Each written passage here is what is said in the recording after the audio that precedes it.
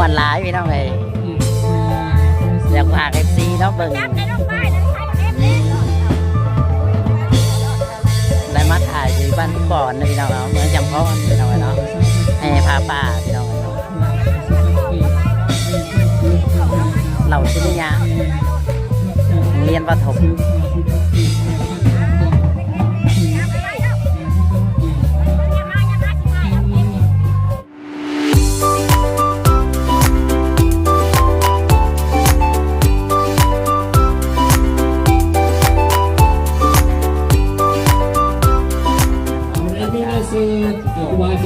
เอาไปไปถ่ายกับเพิ่นพี่น้องเนาะ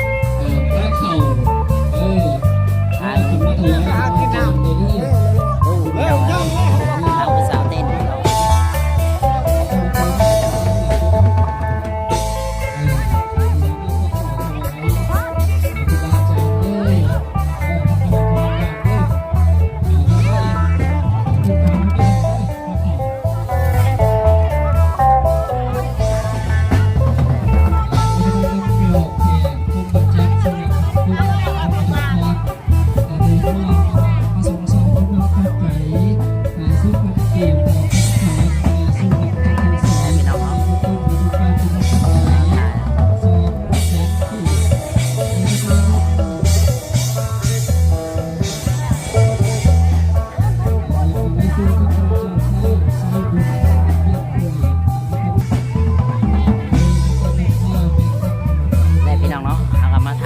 พี่น้อง FC เบิ่งเนาะทางเพิ่นกับทาแบบเพิ่นกับพ่อน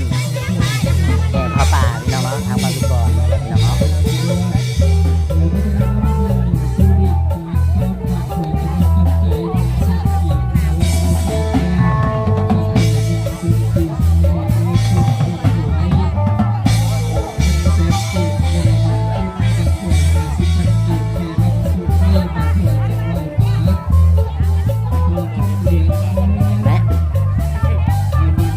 ม่วนหลายพี่น้องเลย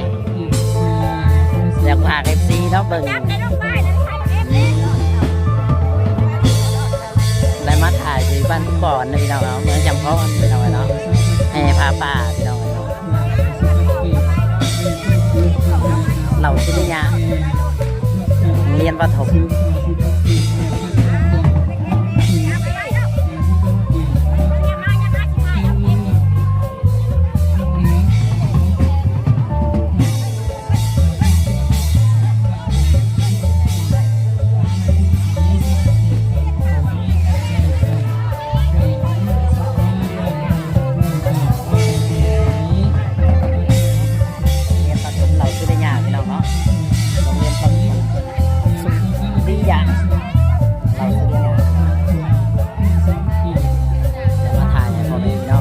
เนาะได้เบิ่ง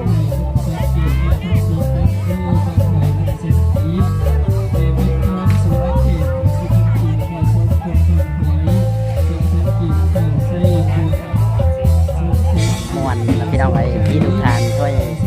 เป็นกำลังใจเด้อพ่อแม่พี่น้องเอฟซีเนาะ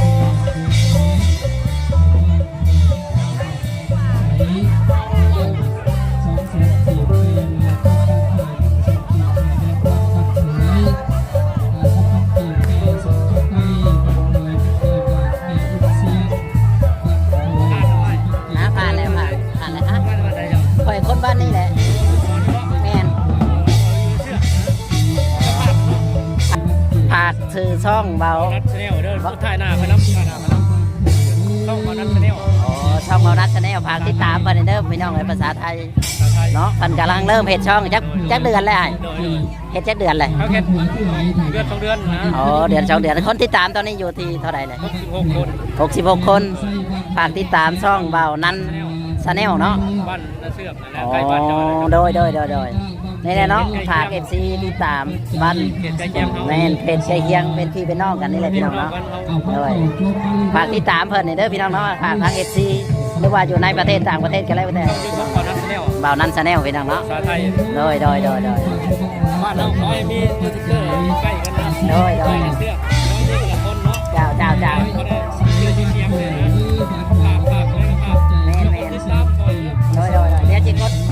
ดี๋ยวจิข่าวติดตามให้ดอก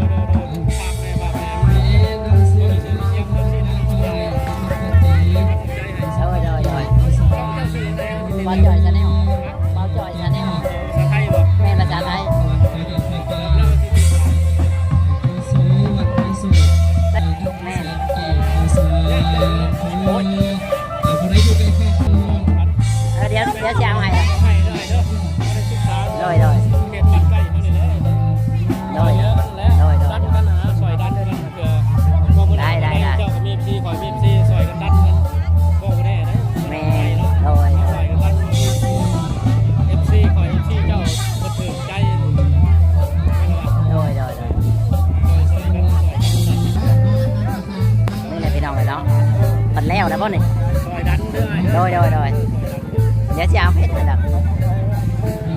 ภาพช่องยูทูบคอยลงช่องเจ้าเนี่ย ซื้อเบานั้นซะแล้วเนาะ เดี๋ยวจะให้เจ้าถ่ายเอาหน้า อ๋อเดี๋ยวก่อนมาแล้วกันแม่พี่น้องเนาะขนาด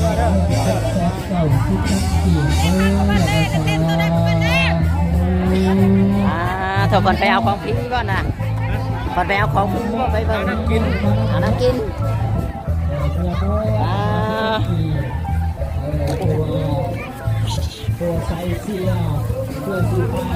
นี่แหละพี่น้องเลยเนาะมันแจกของพี่น้องเนาะของคนไหนได้ขายดีผ่านนั้นเนาะ แม่กินแม่เอาแล้วแม่ยืนนะ ขายดีจะได้พี่น้องเลยขายน้ำก็นะขายน้ำสดน้ำหวานพี่น้อง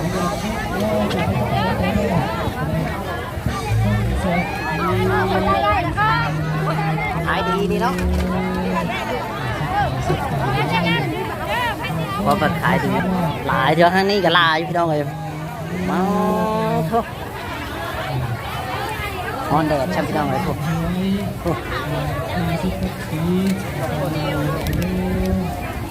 แจกหมดพี่น้องเนาะมันแจกยังพี่น้องแจกน้ำแจกน้ำแจกในเลยพี่น้องเลยเนาะให้บ้างแจกที่น้ำมาเด้อพี่น้องเด้อติดสีโลกแบบหวยความต้นจะเป็นปัจจัย50 ปีแล้วต่อยอดมันก็แสนกีบไม่ออกมาดูตัวถ่ายวันแล้วถ่ายนำยังไงถ่ายเราจะเข้าของมา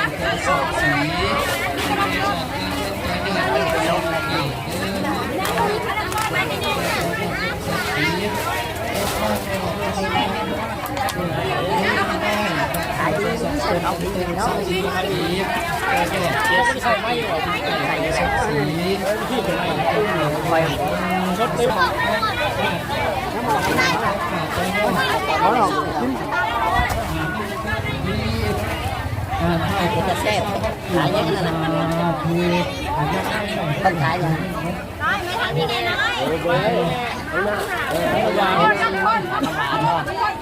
ค่าสิเป็นลมนะน้ำตีนบ้านนี่แหละพี่น้องเนาะย่านไม่ค่าเป็นลมพี่น้องถูกทางนางขายมดแต่พี่น้องน้องแป้งดีเท่าพี่น้องบอกเรือบ้านเรา50 ปีทางนี้ก็พอทางนี้พี่น้องเลยเป็นเนี่ยของพี่พี่น้องคนดูไล่พี่น้องเอ้ยช่างในขายส้มตำ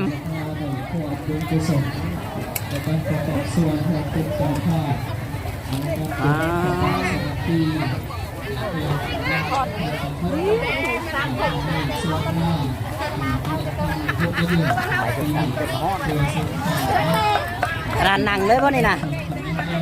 นั่งตามเลยติโอ้ตายคือสิเป็นตาแซ่บนะถูกไหมค่ะจนนั่งตามพี่น้องเลยเนาะคนเสียดในใดเด้พี่น้องเนาะคนคือหลายดีใหญ่เหมือนว่าตามที่จะครบนี่เอาเลยเนาะ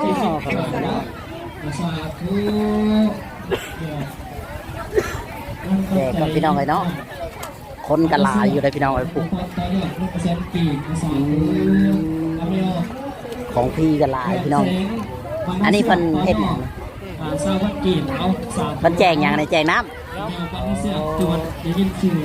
มีผัวแจกน้ำแจกในกระลายอยู่เลยพี่น้องเลยเนาะนี่พี่น้องเนาะเอากับมาถ่ายพ่อแม่พี่น้องไปเลยน้องเลยมีหลายคนพี่น้องเลยเนาะเดี๋ยวมาตำบ้านมาถวยต้อยอด50 ปฏิบัติให้รับมอสกันเลได้ยพี่น้องเขานี่เราพี่น้องเลยเนาะทางมาเดินจุ่มเลยพี่น้องเลยถือว่าเด็กพี่น้องเลยเนาะคนมานั่งมีบางไทยนำพี่น้องเลยเนาะมีพระป่าพี่น้องเนาะคนก็หลายพี่น้อง ทุกคนก็ได้มาย่อเข่าย่อน้ำเลยพี่น้องเนาะย่อเข่าย่อน้ำแจกเป็นของทานพี่น้องของทานพี่น้องเนาะเอาไปมาถ่ายพ่อแม่พี่น้องเบิ่งเนาะ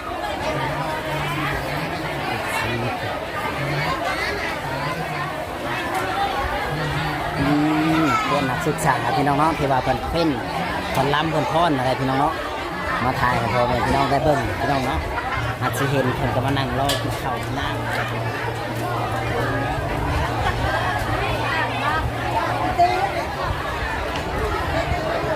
น้องแซ่บบ่นางแซ่บดิเมื่อยปะจะเมื่อยปะพรน่ะบ่เมื่อยพรประจำวะนี่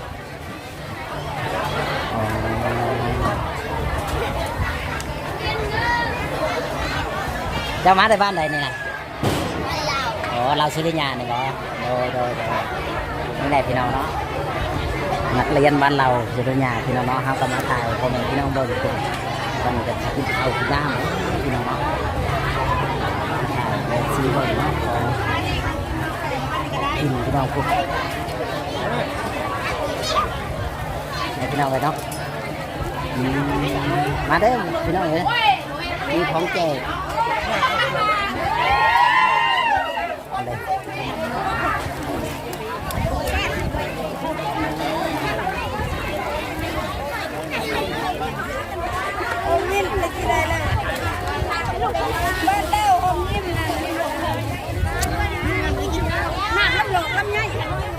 พวกพี่น้องเลยเนาะไปถ่ายแล้วเพิ่นไปกินพี่น้องเลยพวกเอาของกินมากินก่อนอีกครั้งครัวสบายดีเด้อผู้บ้านมาพี่น้องเลยพวกในโรงเรียนพี่น้องไปกินอ๋อ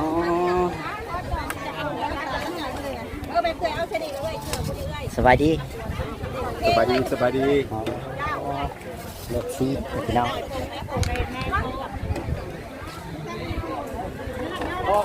เนี่ยพี่น้องแซ่บปะเอาเลยใช่บ่ได้แล้วไปบวชครับ ไม่สั่งให้ไปบวชเลยติ